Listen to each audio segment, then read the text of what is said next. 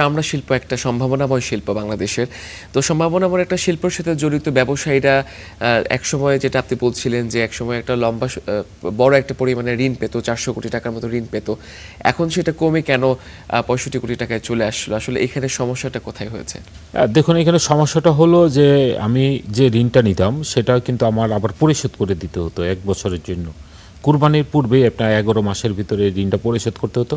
যদি আমি ২০ কোটি টাকা ঋণ নিয়ে থাকি, আমি যদি গত বছর যদি এটা ১২ কোটি টাকা পরিশোধ করি, তারা আমাকে ১২ কোটি টাকাই আবার রিটার্ন দিবে।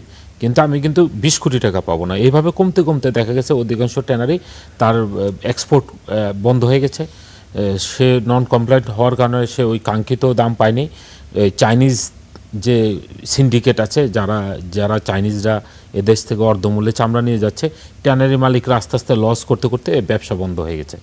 এইটাই একটা বড় প্রভাব আপনার পড়েছে এবং ব্যাংকগুলো আপনার কিন্তু আসলে ওইভাবে আপনার সাপোর্ট দিচ্ছে না। দেখেন এখানে সবচেয়ে মজার ব্যাপার হলো ব্যাংকগুলো কিন্তু এই যে ৩০-৪০ বছর ধরে চামড়া শিল্পে বিনিয়োগ করেছে, তারা কিন্তু হাজার হাজার কোটি টাকা ইন্টারেস্ট নিয়ে গেছে এখান থেকে।